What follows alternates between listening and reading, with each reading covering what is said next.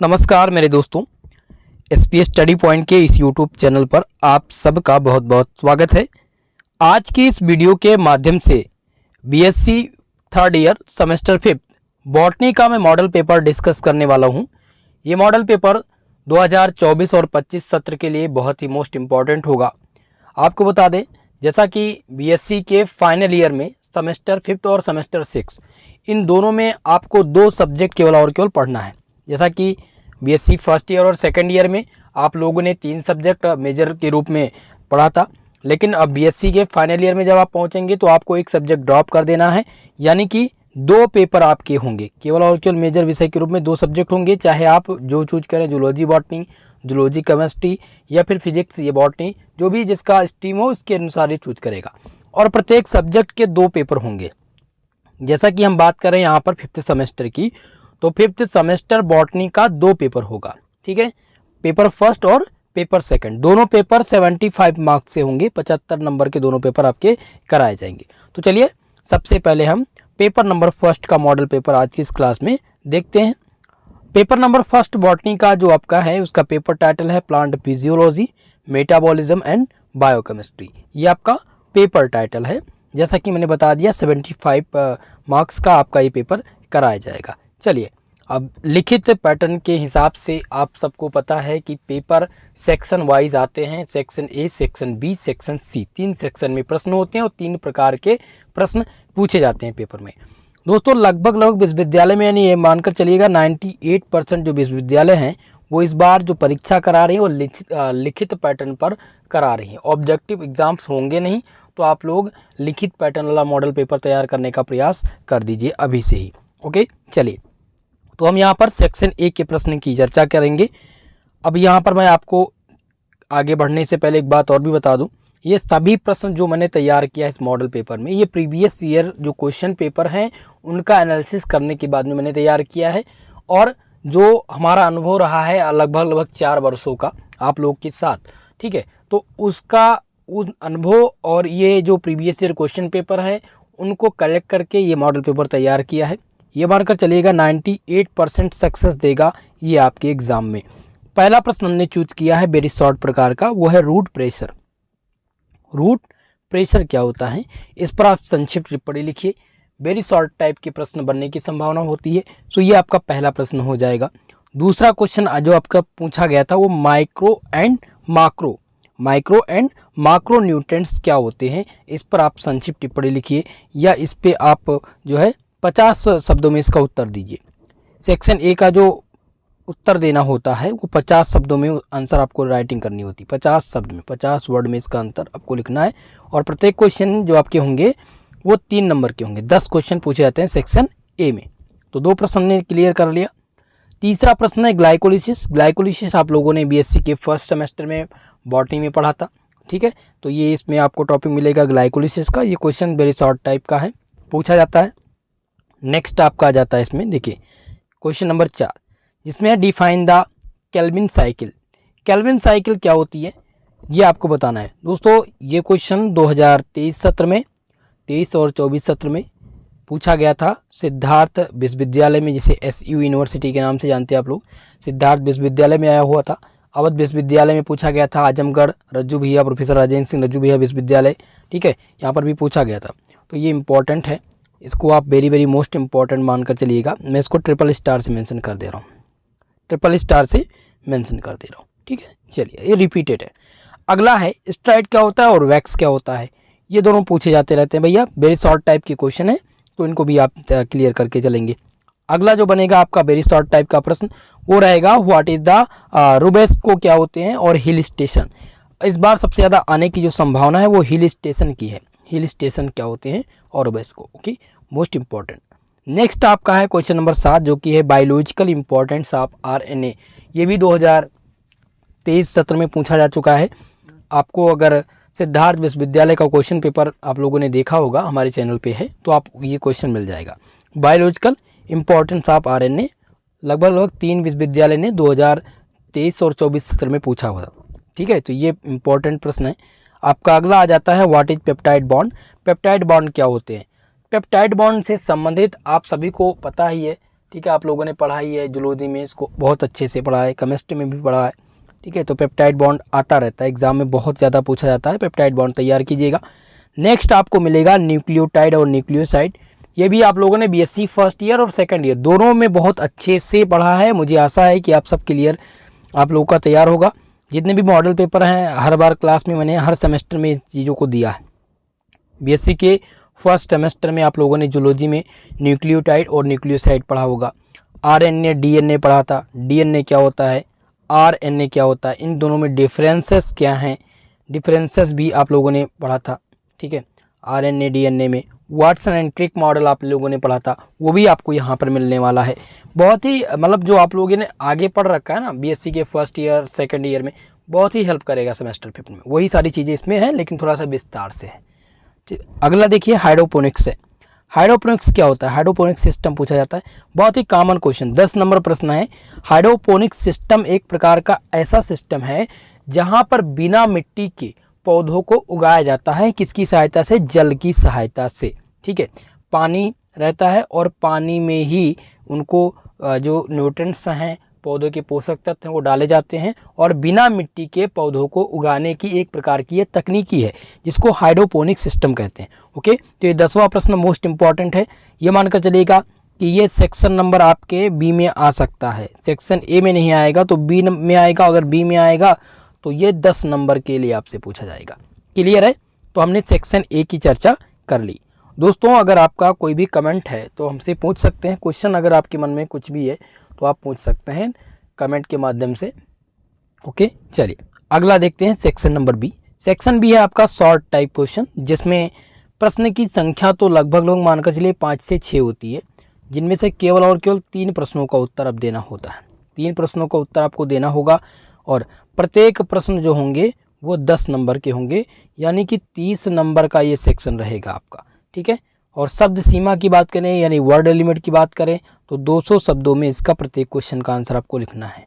ठीक है, तो यानी टोटल कितना हो जाएगा, 2 3 6 600 वर्ड्स में आपको इसका आंसर लिखना है सेक्शन बी वाले का। चलिए अब हम सेक्शन बी के प्रश्न की चर्चा करते हैं, कौन से आने वाले हैं।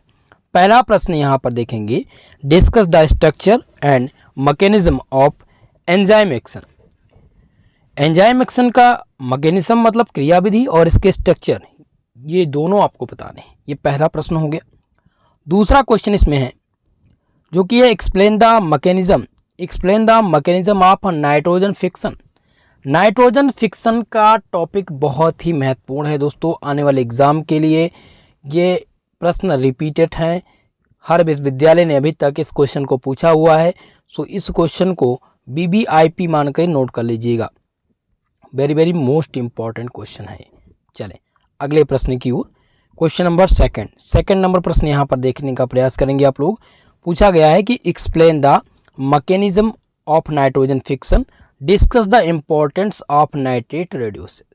ठीक है, जैसा कि नाइट्रोजन फिक्शन तो आता ही, इसके साथ पूछ लेता है इसका इम्पोर्टेंट आप बताइए। Discuss the importance of nitrate, nitrate का क्या इम्पोर्टेंट है किसमें, रेड्यूटेस में। ओके, तो ये आपको इम्पोर्टेंट है दोनों प्रश्न। अगला क्वेश्चन देखिए, नेक्स्ट क्वेश्चन इसमें आ जाता है आपका क्वेश्चन नंबर 3। तीसरा क्वेश्चन है write down the primary structure of protein. माफ कीजिएगा प्रोटीन। प्रोटीन का यहाँ पर आपको क्या लिखना है, प्राइमरी स्ट्रक्चर लिखना है, प्रोटीन का प्राइमरी स्ट्रक्चर। अब ऐसा नहीं है कि ये प्राइमरी ही पूछा जाएगा, हो सकता है कि इससे आपसे पूछ ली कि इसका सेकेंडरी स्ट्रक्चर, टर्सरी स्ट्रक्चर। तो प्रोटीन का प्राइमरी, सेकेंडरी और टर्सरी ये तीनों स्ट्रक्चर तैयार कर लेंगे, ये आपके लिए सर्वाधिक महत्वपूर्ण होगा, आएगा एग्जाम में गारंटी के साथ, ये बात ध्यान रखेंगे। चलिए चौथा प्रश्न आपका इसमें है differentiate between the MUFA and PUFA। ये दो प्रश्न, ये दो टॉपिक हैं जो अभी तक के आल विश्वविद्यालय में पूछे जा चुके हैं। ठीक है, MUFA एंड PUFA, इनके अंतर आपको डिफरेंशिएट करना है, डिफरेंस बताना है और एग्जाम्पल भी आपको इसका लिखना है, ये बात आप ध्यान रखेंगे। क्लियर है चौथा प्रश्न। चलिए अगला देखते हैं। नेक्स्ट क्वेश्चन जो आपसे पूछा जाएगा वो 5वां बनेगा राइट ए शॉर्ट नोट से। शॉर्ट नोट लिखने के लिए आता है जो कि टॉपिक मूवमेंट्स यहाँ पर दिया गया। पहला क्या है, टॉपिक मूवमेंट्स क्या है और सेंसस क्या होता है और विपरीत क्या है। ये तीनों क्वेश्चंस इंपॉर्टेंट है, A, B और C। ओके, इन तीनों पर संक्षिप्त टिप्पणी लिखने के लिए आएगा। अगला देखिए क्वेश्चन नंबर 6, छठवां क्वेश्चन है right and essay on regulation in plants, growth regulation in plant. दोस्तों क्वेश्चन कह रहा है कि एक प्रकार का यानी कि एक निबंध लिखिए regulation of plant, growth regulation in plant. ठीक है, ये क्वेश्चन आपके जो प्रोफेसर राजेंद्र सिंह रज्जू भैया विश्वविद्यालय है उसमें पूछा जा चुका है। तो यहाँ पर regulation in plant, growth regulation in plant, ये दोनों तैयार कर लेना है। इस पर एक संक्षिप्त टिप्पणी 200 वर्ड में लिखना है, ये बात आप ध्यान रखेंगे। सातवां क्वेश्चन है what is the seed dormancy. Seed dormancy क्या होता है? Right the causes and suggested methods of removal of seed dormancy. Okay, most important question है ये सातवां प्रश्न। चलिए सातवां प्रश्न यहाँ पर आप देखिएगा, इसको मैं इंडिकेट कर दे रहा हूँ, हाईलाइट कर दे रहा हूँ, और थोड़ा सा आप लोग इसको नोट भी कर लीजिए, नोट डाउन कर लीजिएगा तो थोड़ा आसान होगा समझने में भी और समझाने में भी। ओके, चलिए अगला क्वेश्चन देखते हैं। नेक्स्ट आपका है आठवां प्रश्न, क्वेश्चन नंबर 8, जिसमें है right A short note on. क्या लिखना है आपको? शॉर्ट नोट लिखना है बीटा ऑक्सीडेशन पैथावे। पहले आता था बीटा फैटी ऑक्सीडेशन, अब इसमें आपको लिखना है किस पे? आपको लिखना है बीटा ऑक्सीडेशन पैथावे, और दूसरा है नाइट्रोजन मेटाबॉलिज्म। नाइट्रोजन मेटाबॉलिज्म, ये दो आपके शॉर्ट नोट लिखने के लिए आएंगे, तो ये दोनों इंपॉर्टेंट होंगे। चलिए अब हम देखते हैं नौवां प्रश्न। यहाँ पर नौवां क्वेश्चन है what is the transcription. Transcription क्या है और ट्रांसलोकेशन क्या है? ये आप लोगों ने 3rd सेमेस्टर में जूलॉजी में पढ़ा था। ठीक है, तो यहाँ पर भी दिया गया है, फिलहाल टॉपिक में आपके है कि व्हाट इज ट्रांसपेरेशन। ट्रांसपेरेशन क्या होता है? Explain the various factor affecting it, यानी कि जो विभिन्न प्रकार के फैक्टर्स हैं, प्रभावित करने वाले कारक, उनको कहते हैं। ट्रांसपेरेशन क्या होता है? एक्सप्लेन कीजिए, बताइए, और इनको प्रभावित करने वाले जो कारक हैं वो आप बताइए। ठीक है, ये 9वां प्रश्न हो गया। क्वेश्चन नंबर 10 की ओर ध्यान देंगे आप सब। 10 नंबर क्वेश्चन है कि right and essay on mechanism of translocation of solute in phylum.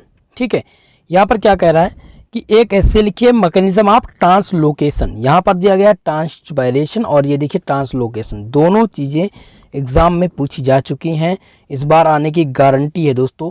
इसलिए ट्रांसपायरेशन और ट्रांसलोकेशन ये दोनों आपको तैयार कर लेना है। ठीक है, तो हमने सेक्शन ए और सेक्शन बी वाला कवर कर लिया। अब हम सेक्शन नंबर सी की तरफ चलते हैं। सेक्शन सी में जो प्रश्न पूछे जाते हैं मित्रों, वो आपके लॉन्ग टाइप के क्वेश्चन होते हैं, और लॉन्ग टाइप में जो शब्द सीमा होती है, वर्ड लिमिट होती है, वो 500 शब्दों की होती है, और यहाँ से 2 प्रश्न आपको हल करने होते हैं, और किसी किसी विश्वविद्यालय में केवल और केवल एक ही प्रश्न करना होता है। 15 नंबर का ये सेक्शन आपका होता है। जैसे कि हम अगर बात करें अवध विश्वविद्यालय की, डॉक्टर राम मनोहर लोहिया अवध विश्वविद्यालय। ठीक है, तो अवध विश्वविद्यालय में क्या है? अवध विश्वविद्यालय, वीर बहादुर पूर्वांचल विश्वविद्यालय, आजमगढ़ विश्वविद्यालय, ठीक है, MGPRU विश्वविद्यालय। तो यहाँ पर आप देखेंगे कि सेक्शन ए में पूछे जाते हैं 10 क्वेश्चन, 3 नंबर के होते हैं। 30 नंबर का सेक्शन हो गया सेक्शन ए। ठीक है, सेक्शन बी वाला जो आपका होता है ये भी 30 नंबर का हो जाता है, यानी 60 नंबर हो गया। अब बचता है कितना? 15 नंबर। तो एक प्रश्न डाल देंगे वो सेक्शन सी से 15 नंबर का। ठीक है, तो 30 30 60 10 70 5 75 कंप्लीट आपका हो गया। ठीक है, तो इसी प्रकार से इस बार प्रश्न बनने वाले हैं। चलिए अब हम लॉन्ग वाले सेक्शन के प्रश्न को देखते हैं, कौन से प्रश्न आने वाले हैं। तो पहला प्रश्न यहाँ पर ध्यान दीजिए, what are micronutrients, discuss the role of potassium, phosphorus, sulphur and iron in plant metabolism. Question कह रहा है कि जो माइक्रोन्यूट्रिएंट्स हैं वो क्या होते हैं, इनका रोल डिस्कस करिए। रोल डिस्कस करिए किसका? पोटेशियम, फास्फोरस, सल्फर और आयरन का प्लांट मेटाबॉलिज्म में क्या रोल है, ये आप बताइए। ठीक है, एक बार समझिएगा क्वेश्चन को। क्वेश्चन कह रहा है कि माइक्रोन्यूट्रिएंट्स होते क्या हैं, तथा बताइए कि जो प्लांट मेटाबॉलिज्म है इसमें पोटेशियम, फास्फोरस, सल्फर और आयरन का क्या रोल है। ठीक है, ये पहला प्रश्न हो गया। दूसरा क्वेश्चन देखिए, नेक्स्ट क्वेश्चन आपका है दूसरा, discuss the anatomical, physiological and biochemical differences between C3 and C4 plant.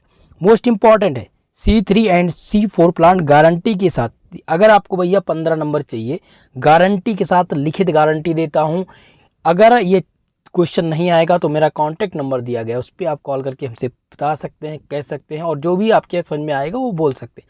भाई मेरी गारंटी है, मैं जो कह रहा हूँ वो सही है, वही आने वाला है। ठीक है, पिछली बार मैंने मॉडल पेपर बनाया था, 85% क्वेश्चन आल विश्वविद्यालय का रेशियो रहा है, तो इस बार भी इससे बढ़कर मैं 90% की गारंटी देता हूँ कि आएगा। C3 और C4 ये आप ध्यान रखेंगे। अगला देखिए, तीसरा प्रश्न देखते हैं। तीसरा क्वेश्चन क्या है कि व्हाट आर कार्बोहाइड्रेट्स। कार्बोहाइड्रेट्स क्या है, describe in details and their nomenclature and classification, explain the difference in the following. यानी कि आपको इसके अंतर्गत डिफरेंस भी बताना है, तो डिफरेंस को छोड़ दीजिए यहाँ पर। ठीक है, यहाँ पर आपको केवल कार्बोहाइड्रेट तैयार करना है। कार्बोहाइड्रेट बहुत अच्छे से आप लोगों का तैयार होगा। बीएससी के फर्स्ट ईयर में पढ़ा था, बीएससी के अब थर्ड ईयर में जब आप गए, यानी कि थर्ड सेमेस्टर में जब आप गए, तो वहाँ पर भी आप लोगों ने पढ़ा। तो कार्बोहाइड्रेट होते क्या हैं, नॉमेनक्लेचर में मोनोसैकेराइड, डाइसैकेराइड और पॉलीसैकेराइड, ओलिगोसैकेराइड, ये आप पढ़ेंगे, ये नॉमेनक्लेचर हो गया। और इसमें क्लासिफिकेशन भी देखने को आपको मिलेगा, क्लासिफिकेशन को भी आपको क्लियर करना है। ठीक है, तो ये तीसरा आपका क्लियर हो गया। चलिए, ये लॉन्ग सेक्शन का है, लॉन्ग टाइप का प्रश्न है। चौथा क्वेश्चन है व्हाट आर एंजाइम्स। एंजाइम्स क्या है, how are they named and classification, यानी इनको कैसे नामित किया जाता है और इनका क्लासिफिकेशन किया जाता है, कैसे किया जाता है। What is there importance in biological system, इनका बायोलॉजिकल सिस्टम में क्या रोल है, क्या महत्व है, ये आपको बताना है। ये आपका चौथा प्रश्न है, एंजाइम का गारंटी वाला प्रश्न है दोस्तों, लॉन्ग सेक्शन में आएगा। ओके, चलिए अब अगला आपका एक और गारंटी वाला प्रश्न आ गया, जो कि पांचवा प्रश्न है, give in detail about the structure of DNA according to Watson and Crick model. देखिए, Watson and Crick model DNA का पूछा गया है, हर बार आता है एग्जाम में, बार बार रिपीट होता है। आप लोगों ने बीएससी के थर्ड सेमेस्टर, बीएससी के फर्स्ट सेमेस्टर और बीएससी के फिफ्थ सेमेस्टर, इन तीनों में ये क्वेश्चंस आपको देखने को मिला है। अभी तक फर्स्ट और थर्ड में आप देख चुके हैं, फिफ्थ में भी आप देख रहे हैं और आने वाले भी हैं। ठीक है, तो ये मोस्ट इंपॉर्टेंट है भाई, ट्रिपल स्टार से इसको इंडिकेट कर दे रहा हूँ, ये आप लोग तैयार कर लीजिएगा। मॉडल पेपर का जो भी इंपॉर्टेंट प्रश्न था वो यहाँ पर समाप्त हो चुका है। अब मैं कुछ इंपॉर्टेंट जो वेरी शॉर्ट प्रकार हैं, या जो वेरी शॉर्ट टाइप के शॉर्ट नोट लिखने के लिए क्वेश्चन कभी कोई पूछ सकता है, तो इनसे भी क्वेश्चंस आ सकते हैं, जिसमें कुछ टॉपिक्स हैं जो मैं आपको बता देता हूँ। पहला यहाँ पर है आइसो इलेक्ट्रिक पॉइंट, जिसे कहते हैं समविभव बिंदु। क्या कहते हैं भैया, समविभव बिंदु कहते हैं। तो आइसो इलेक्ट्रिक पॉइंट ये पहला हो गया। दूसरा है अमीनो एसिड, ये भी आने की संभावना है। व्हाट आर एंजाइम्स, जैसा कि एंजाइम्स के क्वेश्चंस को मैंने डाल दिया है प्रश्न पत्र में। अगला है कायरल कार्बन, ठीक है, ये चिराल कार्बन है, तो इसको भी आपको तैयार कर लेना है, ये भी आने की संभावना है।